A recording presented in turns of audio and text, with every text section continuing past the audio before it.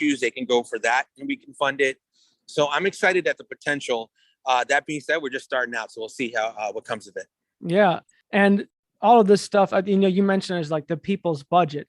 When I initially saw this and heard about it, the kind of first thing that I thought about, to be honest, was this idea that you hear a lot is that it's very, very hard to build in big blue cities. I'm not sure if you've heard this before, but part of the main reason behind that is because, requiring a lot of input or, there's just so many considerations that have to go into either building something or revising something within a giant city that's just surrounded by infrastructure and people. So how do you think that the people's budget kind of concept is different than that and kind of is able to work around that? Or do you think it could also fall victim to the same thing?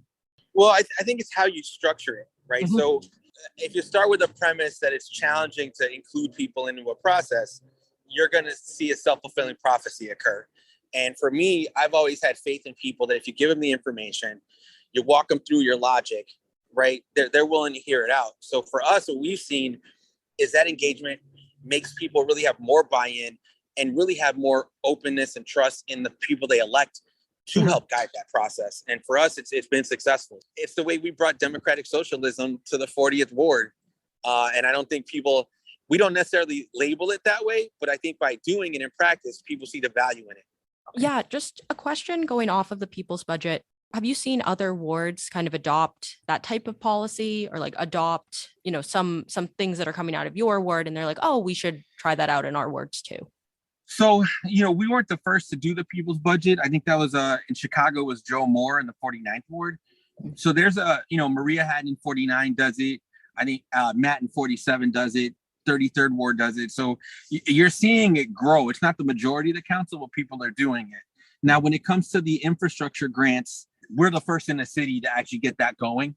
So we're literally, I feel like I can put that in the history books, I guess. Mm-hmm. And then we also created what's called the Neighbor Network in the 40th. So it was this like volunteer program with like hundreds of neighbors that did everything from sewing masks for people to delivering masks to shoveling to helping out our seniors when they needed anything. So we were able to build up a lot that way. And we were the first in the city to kind of have that kind of volunteer network. Did that come out of COVID? Yeah. It started, we were bringing volunteers in before then, but once COVID hit, all it took was like a Slack group and being able to talk to our neighbors. And I was able to organize that and do a system that was able to help us out. Yeah, that's pretty cool. And like, how are you feeling about kind of the recent lifting of the mask mandate? I'm conflicted like a lot of folks are. I have to see the positivity rates, right? Right now we're looking good, but let's see how we look in a couple of weeks to have a better sense.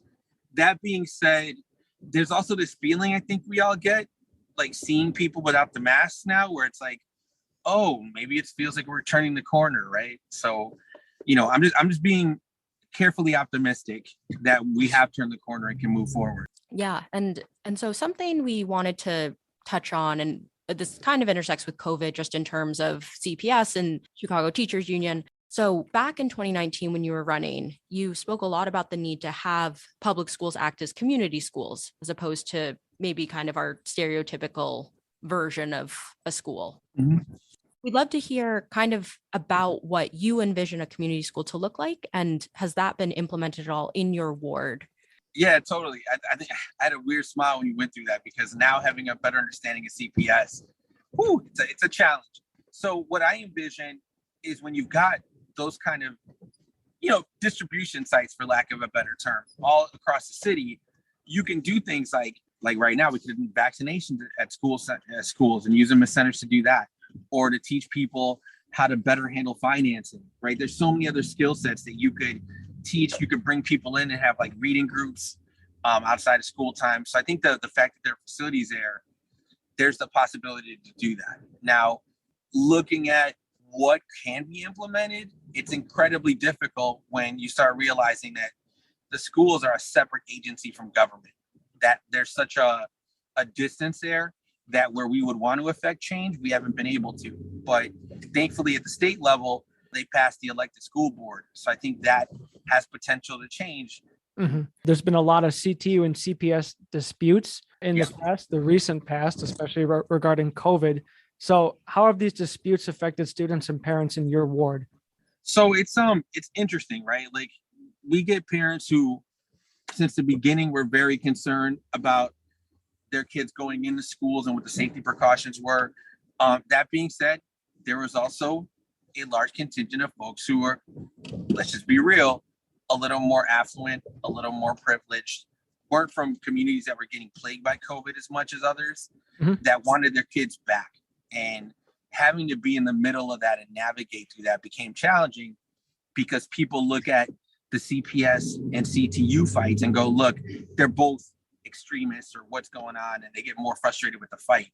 What I'd have to tell them is, as somebody who grew up in CPS and went to 5 different public schools growing up, I don't have the faith in CPS to do what it says it's going to do.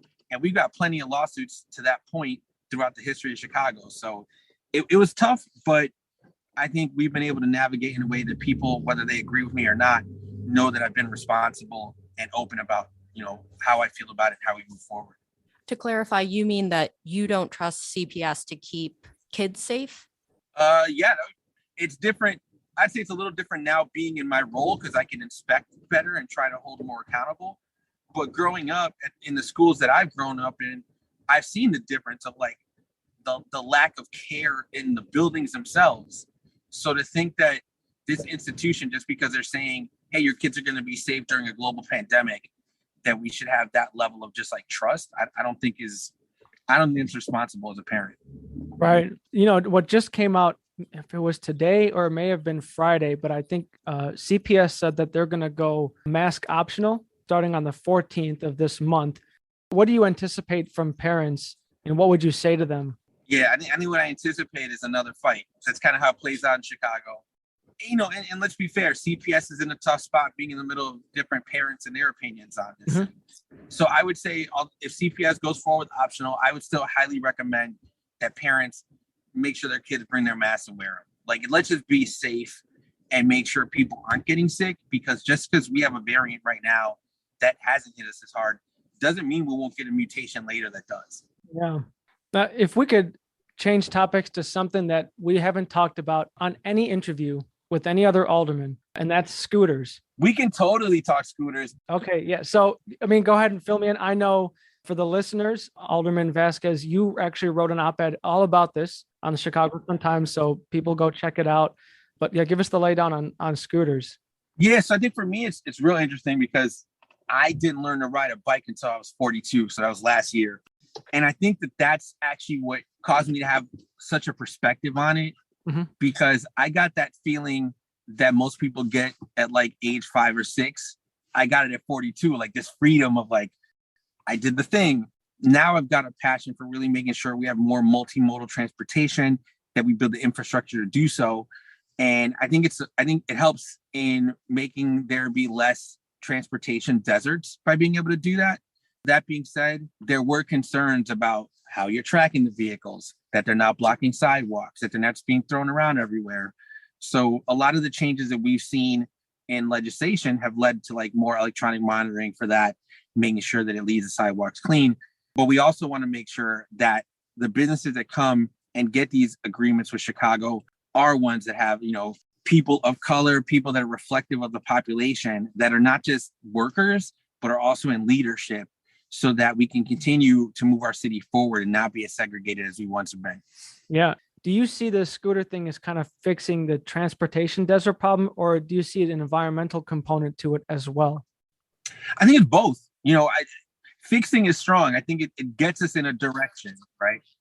But I'll take that over not having anything. So I think if we can get more people on e-scooters, one, they can travel to different places, and also you're reducing carbon footprint, right? You're not using these gas guzzling vehicles all over the place. That's a much larger change, but being able to provide the different resources for folks to do that leads us in that direction. So I think it does help. And you see this as kind of like a public utility, just like the train or bus. Is that the idea as well? Yeah, definitely. We just have to do a better job as a city at supporting that by making sure we have like protected bike lanes and infrastructure, so we're not putting people in danger. Right. And as an avid biker, I can say that there are some parts of the city that could definitely use some improvement when it comes to bike lanes. Well, and that goes back to your point about trying to do these big city changes, because a lot of the bike infrastructure is done at ward level. So it's very piecemeal. Yeah. And you need somebody like a mayor or commissioner to say, look, we're going to have to do this for the whole city. Here's what it's going to look like to actually get a network that I think people would really just be amazed by. Has this plan gained any traction?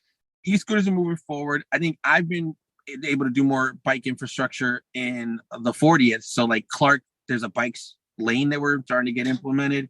But at the city level, I think the commissioner, Gia Biaggi, really has a vision for wanting to get there.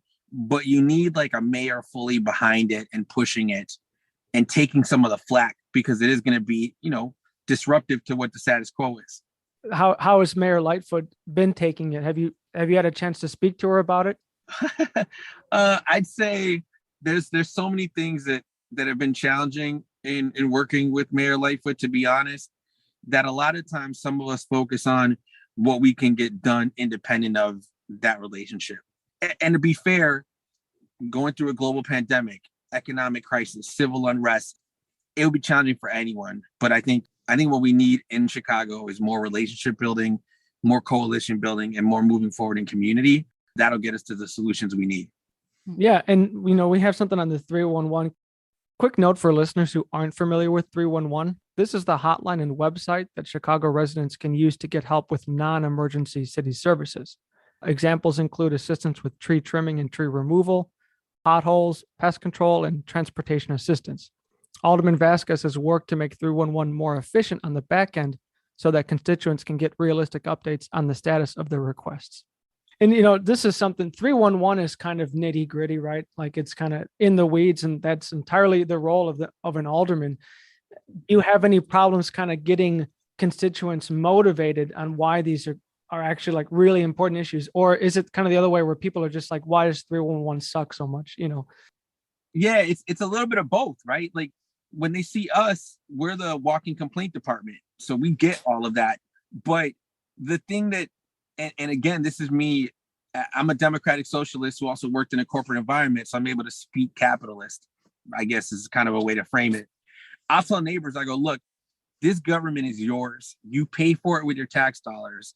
So you need to see that return on your investment, which means when you put in a request, you want to see that get solved. You want to see that it's working.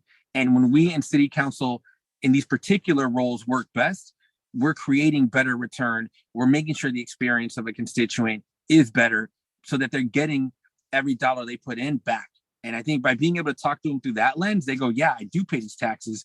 I should get better service. Why don't I? And they get very passionate about it, which is a good way to engage people in government also. And then so to bring up something that's also timely, but, very different from that, you actually posted this on Twitter.